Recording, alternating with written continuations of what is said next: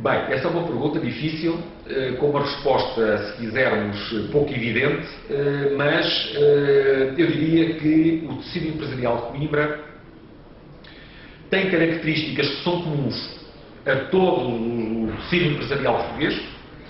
e aí estamos a falar, de facto, de algumas questões ou de algumas características ou de algumas particularidades que são transversais, se quisermos, ao povo e à cultura e ao espírito empresarial portugueses, como, por exemplo, alguma dificuldade que ainda hoje temos em interiorizar e em gerir riscos, como alguma predisposição que ainda hoje manifestamos para estar muito dependentes e muito protegidos pelo próprio Estado para conseguirmos projetar e concretizar algumas ideias e alguns projetos no mercado. A dificuldade que ainda hoje temos, e ainda temos aqui um longo caminho a percorrer, para conseguirmos captar novos mercados externos, com novos segmentos, com novas metodologias de abordagem, e, portanto, estas características tão portuguesas são características que, obviamente, também fazem-se sentir em Coimbra. E o tecido empresarial de Coimbra é um tecido caracterizado, eu diria, por duas etapas distintas. Uma primeira etapa, que era uma etapa que correspondeu até aos anos 90, início da década de 2000, em que tínhamos empresas de mão de obra intensiva, com alguns setores tradicionais, como os têxteis, a cerâmica, algumas empresas de grande relevo nacional na área da alimentação e bebidas, por exemplo, algumas construtoras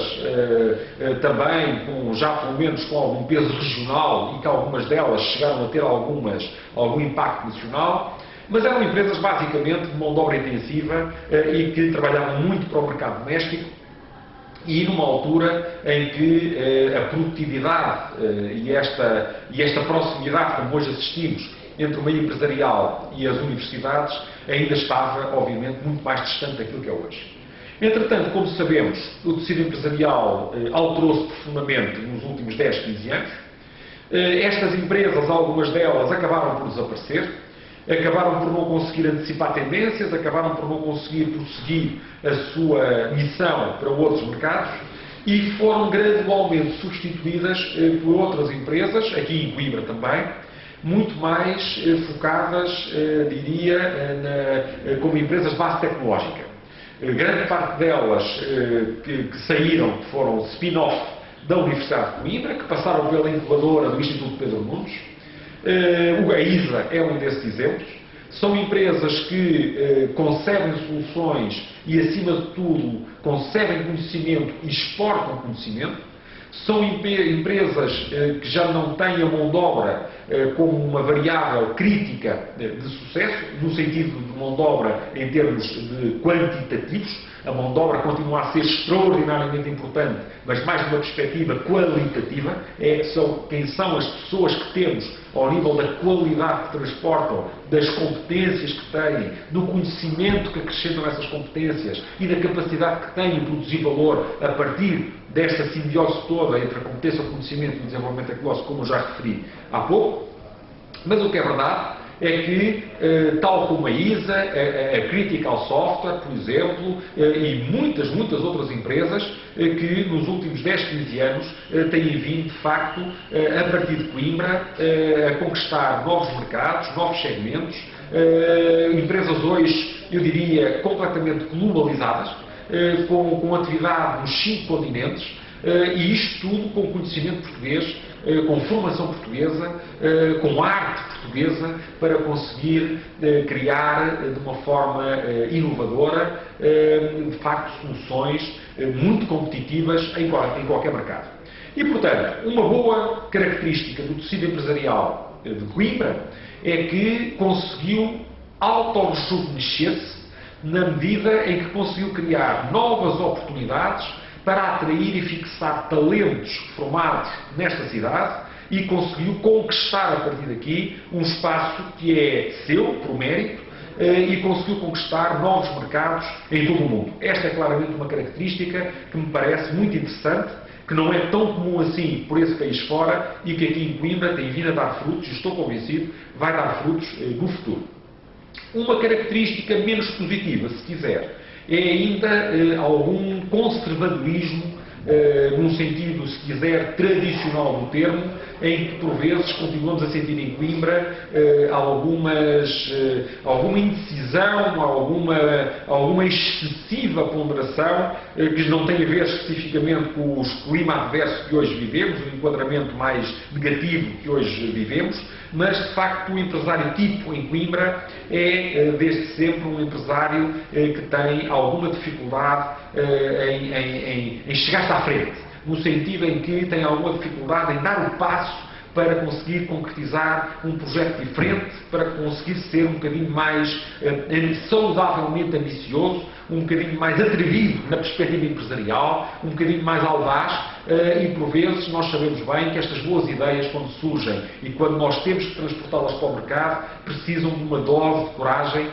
e de uma dose também de aconselhamento, de ponderação e de convergência de instrumentos e de apoios, naturalmente, necessários para a sua concretização. E os empresários em Coimbra, por vezes, revelam-se um bocadinho mais conservadores nesse aspecto. Mas estou convencido que estamos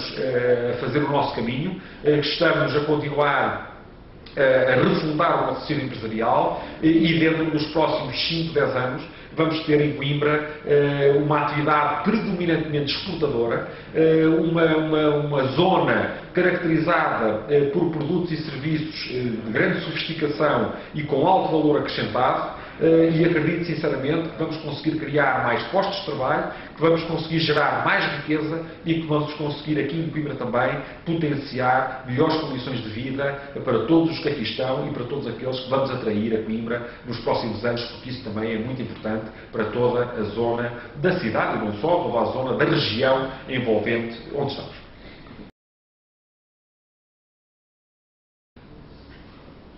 Bom,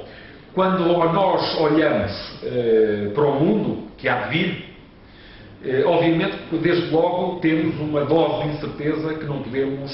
subestimar. Isto é, aquilo que é verdade hoje não é exatamente verdade amanhã da mesma forma. Não é que seja mentira, mas não vai ser exatamente da mesma forma. Tudo está a alterar-se a uma grande velocidade, tudo evolui,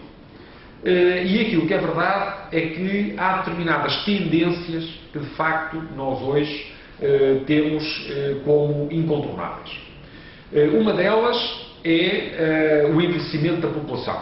Isto é, as sociedades estão a ficar cada vez mais envelhecidas, e isto por duas ordens de razões. A primeira é porque, de facto, estão a nascer menos pessoas, nomeadamente na Europa do Sul e muito em particular em Portugal, onde isso de facto acontece desde há 30 anos.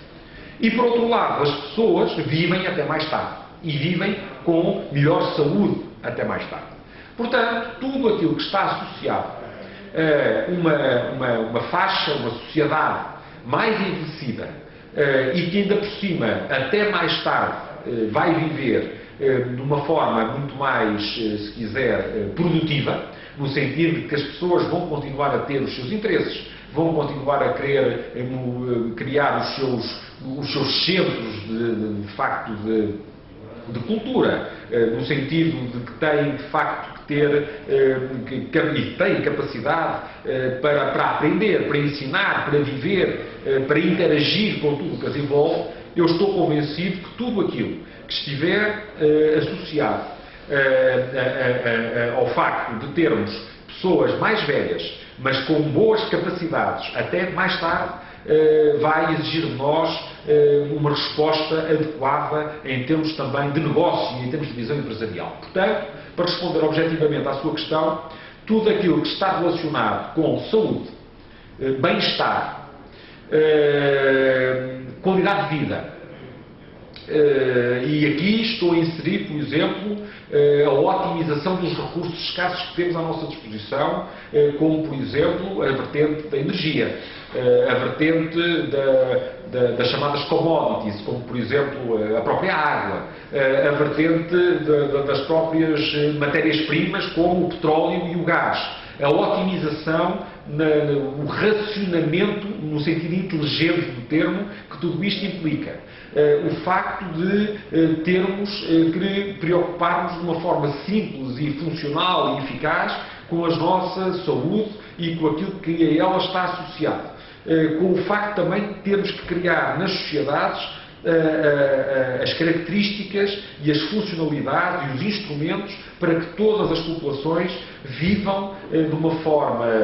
equilibrada, até mais tarde, de uma forma muito interessada por aquilo que as rodeia e por aquilo que gostam de cultivar como centros de interesse. Eu estou convencido que tudo isto vai gerar negócio nos próximos anos. Já hoje gera, mas vai gerar muito mais negócio no futuro próximo e, portanto, são claramente eixos nos quais eu acho que o mundo empresarial vai ter que estar particularmente atento. Portanto, tudo as pessoas, a partir de agora e depois destes anos difíceis que temos estado a viver, vão claramente começar a olhar menos para a quantidade de atributos, se quiser, que a sociedade põe à sua disposição e vai passar a valorizar pequenas coisas com grande impacto e que, de alguma maneira, são pequenas coisas que traduzem qualidade à sua vida. Vamos passar a viver com menos, mas vamos dar mais importância ao menos que temos. E, portanto, tudo aquilo que nós, no nosso dia-a-dia, pudermos conceber e acrescentar com inovação nesta nossa existência, de facto, são fatores que vão acrescentar valor. Uma grande vantagem é que, ao estarmos a pensar assim, estamos a pensar não só para Portugal, como estamos a pensar para a Europa à qual pertencemos, para os Estados Unidos, para a maior parte dos países, digamos, desenvolvidos ou a emergir, e, portanto, são soluções que podem nascer em Portugal, com conhecimento português, com formação portuguesa, e aplicadas em Portugal e replicadas em qualquer outro ponto do mundo, de uma forma mais acelerada ou mais lenta, mas claramente com um mercado futuro.